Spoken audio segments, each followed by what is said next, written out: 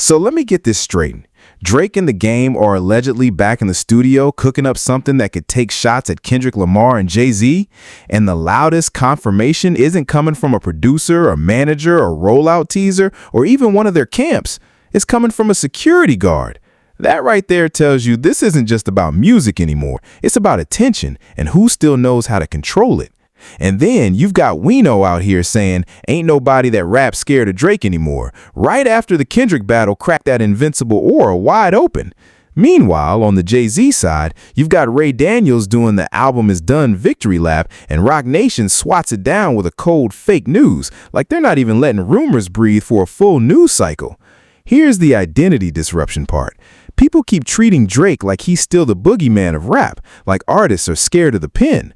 But everything about this week, these leaks, these side characters talking, these sudden debunks, is screaming that the fear isn't what it used to be, and the machine is scrambling to manufacture it. Because if Drake and the Game really are lining something up, the biggest mystery isn't who are they dissing. The mystery is, why are they letting the whole room hear the footsteps before the punch even lands? And why is Roc Nation moving like they're protecting a bigger plan you haven't even noticed yet? Wait until we get to that fake news post and what it quietly reveals about Jay's next move and Drake's real problem right now. Because once you see it, you can't unsee it. Drop your thoughts in the comments, hit like, and subscribe. Let's get into it. All right, here's what's happening and why it matters right now. Not rap history right now. Right now in the sense of momentum, leverage, and who controls the conversation when the culture is already on edge. The story has 3 lanes that look separate if you're scrolling fast. Drake and the Game allegedly in the studio together with diss talk in the air, people openly saying Drake doesn't scare rappers anymore, and this Jay-Z album rumor getting publicly torpedoed by Roc Nation. But those aren't 3 lanes, that's one intersection. And at the center of that intersection is one question. Who still has the power to drop something and make the whole culture move without begging for it to move? Because Drake, for years, didn't need these messy, everybody look at me signals. He could sneeze near a microphone and the blogs would spell it classic. Jay-Z, for years, didn't need to defend rumors. He could say nothing and the mystique did the talking. Kendrick Lamar, he's the rare guy where absence becomes its own form of pressure. People fill the silence with paranoia.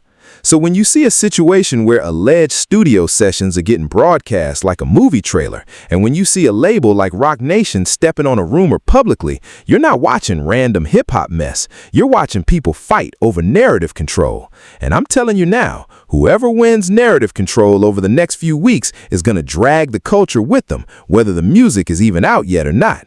And because we have so much to cover today, and trust me, you do not want to miss what is coming up, I need you to keep one thing in your head the entire time. The loudest person in the room is usually the one who needs the room the most. That's going to explain Drake. That's going to explain the Game. And it might even explain why Roc Nation is moving like a hall monitor over a rumor. Now, let's start with the surface level evidence, the stuff we can actually point to without doing fan fiction. The story that's been circulating is that Drake and the Game were in the studio together recently. It gets framed like, oh, they're just collaborating, but the reason it's traveling is because people are attaching diss speculation to it, specifically Kendrick Lamar and Jay-Z. And look, I want to be clear, a collaboration by itself isn't a diss. 2 artists can record and it can be a radio record, a club record, whatever. But the reason the diss angle has oxygen is because both of these guys have been moving like they want smoke, while also moving like they want a safety net. Drake has been sending little warnings and little don't play with me energy. And the Game, let's be real, the Game will diss a shadow if it walks past him funny. That's not even hate, that's just a resume. The weird part, and this is where your brain should start itching, is the messenger. When the studio news is coming through a security guard story and then getting amplified through blogs and reaction pages, it creates the exact kind of messy cloud that benefits one type of artist, content drizzy. I'm calling him that today, content drizzy, because there's a version of Drake that lives for music, and there's a version of Drake that lives for the conversation about Drake. And lately, the conversation version has been clocking in overtime. Let's talk about why that matters. In rap, surprise is a weapon. In beef, surprise is a nuclear weapon. If you're really planning to diss Kendrick Lamar or Jay-Z, two dudes famous for preparation and discipline, why would you leak the direction of your punch before you throw it? Why would you give them time to write, time to coordinate, time to decide whether to respond at all? Does everybody understand how crazy this actually is? And this is where people get confused and start arguing in circles. They'll say, well, Drake wants the smoke. Okay, maybe, but there's a difference between wanting smoke and needing a fire alarm, because a real diss is about damage, a rollout rumor is about attention, and those two things don't always overlap. Now let's slide to the second piece of surface evidence. Wayno saying no one is afraid of Drake anymore after the Kendrick battle. That clip has been making the rounds, and whether you agree with Wayno or not, the sentiment is the headline. Because it's not just one guy talking spicy, it's that more and more people are comfortable saying it out loud. And that's what changes the temperature. Not that Drake can't rap, not that Drake can't make hits, it's that the intimidation tax might be gone. For a long time, even if you thought you could out-rap Drake, you might still think, do I want the machine coming at me? Do I want the features drying up? Do I want relationships getting weird? That's not fear of bars, that's fear of power. So when somebody says nobody's scared, what they're really saying is the power doesn't hit like it used to. The mystique doesn't hit like it used to. The consequences don't feel as guaranteed as they used to. And that's a massive difference, because in rap, perception is half the scoreboard. Now the third piece, the Jay-Z album rumor and the debunk. Ray Daniels goes on a platform and says Jay's album is done, completely done, and then Roc Nation responds with a fake news type of post. Again, I'm paraphrasing the situation, but that's the core. Claim goes up, official camp shuts it down. And I know how this goes. Some of y'all are going to say, oh, that means the album is definitely real. Others will say, no, that means it's fake. Here's the smarter read. It means Roc Nation doesn't want outside voices writing Jay-Z's calendar. That's it. That's the tale. Because for an artist like Jay-Z, timing is part of the product. The rumor cycle is part of the product. The mystery is part of the product. And when a random media personality starts doing the "you heard it here first" lap, that's not just annoying, it can actually disrupt business decisions, partnerships, distribution plans, tour routing, even sample clearance politics. If you're a serious operation, you don't let randoms turn your rollout into a meme. And I think we just need to set the truth on what is actually happening here. This entire week looks less like Drake is plotting a master move and more like multiple camps trying to test the culture's pressure points, trying to see what sticks, trying to see what trends, trying to see who panics, trying to see who responds. And the reason that matters is because the one artist who benefits the most from everyone else acting first is the artist who's struggling to look untouchable again. Now, let's take the Drake and Game part one step deeper without making stuff up. What do we actually have? We have chatter that they were in the studio. We have the fact that they've collaborated before. We have the Game's history of turning any situation into a diss if it gets him oxygen. We have Drake's history of using subliminals, strategic alliances, and timing to keep himself centered in the story even when he's not holding the strongest card. And then we have the broadcasting problem. Why is it being broadcast? Here are the possibilities, and notice how none of these require me to pretend I heard the song. 1, it could be clout chasing at the edges. Security guards and side characters talk. That happens. People want to feel important. People want the internet to say their name. That's the simplest explanation. 2, it could be deliberate bait. Not bait in the genius chess sense, bait in the sloppy sense. Like, let's float the idea that something is coming, so Kendrick's camp starts moving weird, so Jay's camp starts watching, so the blogs start posting, so the timeline becomes Drake's timeline again. 3, it could be a pressure test. If you're Drake and you're trying to figure out what your next move is post-beef, you might want to see what the culture reacts to faster, a diss rumor, a Jay-Z mention, or a Kendrick mention. Because the thing you're really chasing is not just a win, it's the ability to pull focus. And here's the comedy in it. If you're truly the scariest pen, you don't need a security guard trailer. The boogeyman doesn't send a calendar invite. The boogeyman shows up and the lights flicker. So why do we suddenly need all this narration? Why do we need all these extras in the movie? Because the aura is in question. That's what Wayno is talking about, even if people don't like how he said it. And before the Drake stands start warming up the keyboards, let me address this directly. Saying the aura changed is not the same as saying Drake is trash. Drake is a blockbuster artist. He's made classic records. He's an elite hit maker. But being a blockbuster and being feared are two different brands. One is popularity, the other is intimidation. And intimidation is fragile. Once the crowd sees you bleed, the crowd starts believing they can hit you too. Now let's bring in the cultural layer, because surface evidence tells you what happened, but culture tells you what it means. This is where you get the reactions, the pods, the other rappers, the community voices that shape how the story lands. You've got people joking that everybody gonna get dissed like it's inevitable because the game can't help himself. You've got people basically calling out how chatty Drake's orbit has been, how there's always some insider voice conveniently popping up right before a narrative shift. You've got the whole 2v1 optics hovering over it too, because anytime Drake aligns with another rapper aiming at Kendrick, the culture reads it as needing backup, even if the record is hard. And that's another identity disruption. Drake's brand used to be, I can do this alone. Even when he had a team, it felt like he could stand by himself. But lately, every move feels like an attempt to recreate a moment rather than create a new one. And audiences can smell that. They might still stream you, but they don't respect the mystique the same way. Then, culturally, you've got another point that keeps coming up. If Kendrick Lamar wanted to, he could disappear and still feel present. That's not normal. Most artists vanish and the culture moves on. Kendrick vanishes and the culture starts arguing with itself about him. That is power. Quiet power. The kind of power Content Drizzy has to talk over, because quiet power doesn't give you clips to react to. And the funniest part is, the more Drake's camp talks, the more they remind everyone who's not talking. The silence becomes louder. Every pen isn't dry comment becomes a billboard for Kendrick's absence. Every rumor becomes a reminder that Kendrick doesn't need rumors. He can just drop when he wants, and the whole planet shifts. Now, let's talk about Jay-Z in the cultural layer, because this is where people get delusional in both directions. You've got one side acting like nobody cares about Jay anymore, which is always hilarious to me, because why are you under every Jay conversation then? And you've got the other side acting like any Jay rumor is automatically a classic album. Both are fan-brained. Reality is simpler. Jay-Z is one of the few people whose catalog alone can generate anticipation without a single single. So when Ray Daniels says the album is done, that's gasoline.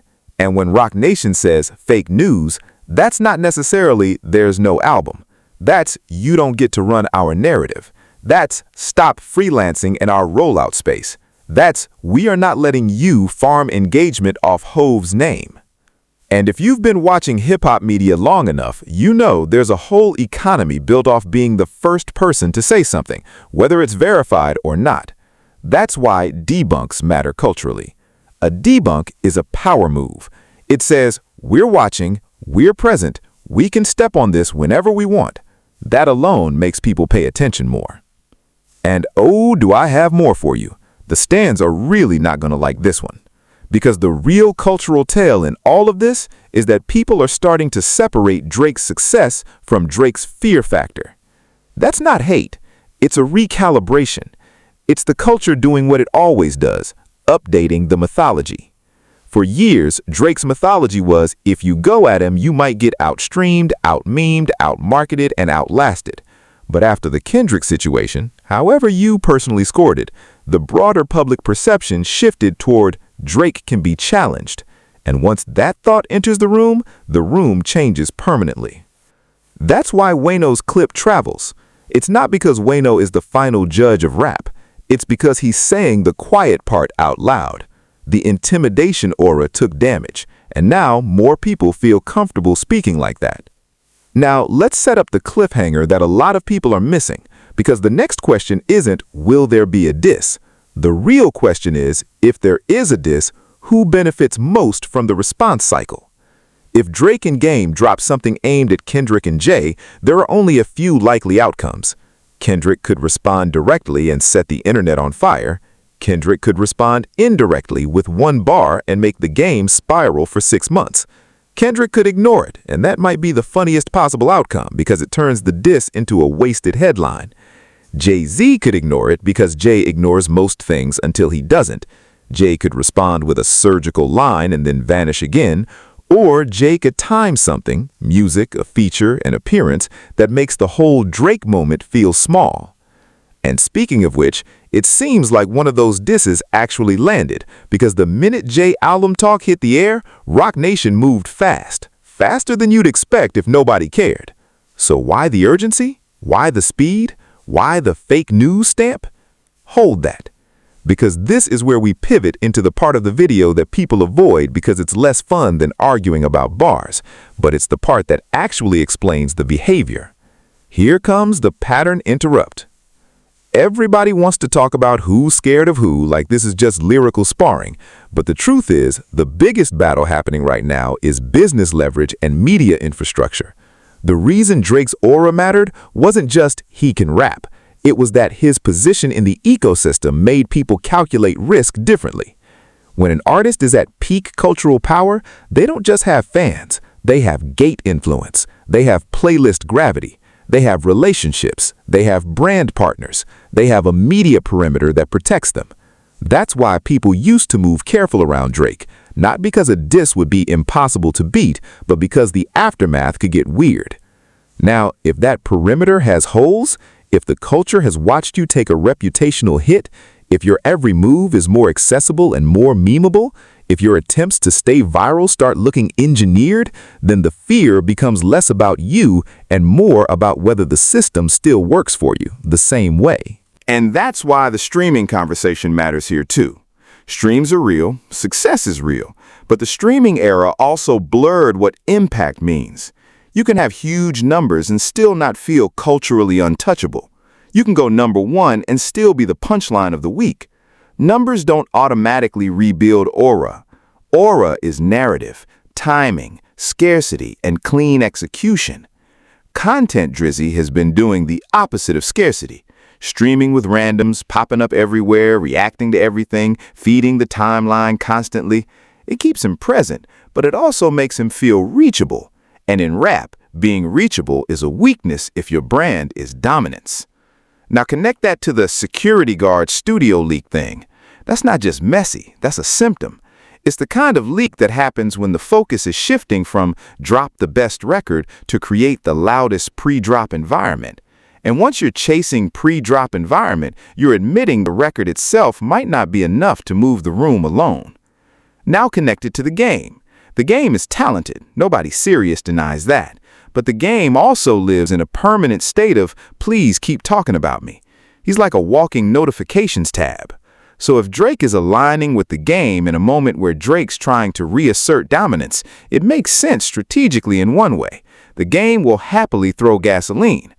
But it's also risky, because the game brings baggage, unpredictability, over-talking, over-posting, over-explaining. The exact stuff that ruins surprise. So if this is real, it's either an alliance built for chaos or it's an alliance built for attention. And you should ask yourself which one Drake needs more right now. Now let's connect it to Jay-Z and Roc Nation. Roc Nation shutting down album done rumors is a business move as much as it's a cultural move. Because an album in 2026 isn't just an album. It's partnerships, it's distribution planning, it's marketing windows, it's tour and event alignment, it's brand synchronization. Even if Jay doesn't need any of that to be Jay, the team around him still operates like a professional machine. So when an outside voice declares it's done, you're potentially forcing a response from the market before you're ready. You're giving Drake's camp time to plan counter noise. You're giving other artists time to dodge the release window. You're letting podcasters set expectations that can only hurt you. If people start inventing a release date and it doesn't happen, now you look like you capped, even if you never said anything. That's why Roc Nation would rather stamp fake news than let the rumor become a calendar. Now here's the major truth bomb reveal, and this is the part people are going to hate because it's not as simple as Drake fell off or Drake is still the king.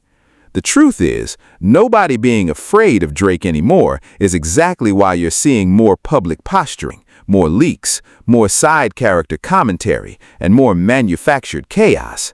Because fear used to do the work for him. Now the machine has to do it. When fear is present, you don't need to convince people you're dangerous. They already assume it. When fear is gone or even questioned, you have to perform danger. You have to remind people. You have to stage the vibe. You have to create the illusion of inevitability. That's what this week feels like. Not a confident titan moving silently, but an ecosystem trying to reinflate a myth while Kendrick and Jay sit there like, y'all done? And this is where I'm going to be fair. Drake can still rap. Drake can still make huge records. Drake can still dominate charts. But the boogeyman aura was always a mix of talent and perception and position. If any one of those three takes a hit, the aura changes. And perception has taken the biggest hit because Drake has become too available and too reactive. Now, what does that mean for Kendrick Lamar and Jay-Z, the hero resolution part of this story? It means the right person is still winning without even moving. Kendrick Lamar's position right now is insane when you think about it. He doesn't have to live stream. He doesn't have to explain. He doesn't have to preview punches through security guards. His entire brand is when I speak, it matters. When I drop, it lands. When I aim, it hurts. That's the guy who does every job to 100%, and he doesn't need to remind you he's working. Jay-Z's position is different but similar in effect. Jay can deny rumors without confirming anything. He can let Roc Nation play defense while he stays above the noise. That's unfazed power. It's not loud, it's not needy, it's executive. So if the culture is trying to decide who to respect in this era, who actually still has control, this week unintentionally makes Kendrick and Jay look more powerful because everyone else is scrambling publicly, and they're not. Now for the future tease, because this is not going to stop here. This is only the start. If Drake and the game really are plotting, you're going to see more breadcrumbs, more chatter, more insiders, more people trying to force Kendrick's hand. If a record drops and it's direct, you'll see the internet demand a response like it's owed. If a record drops and it's weak, you'll see the internet clown it and call it desperation. If nothing drops, you'll see people argue for weeks anyway, because the rumor already did its job. It kept Drake centered.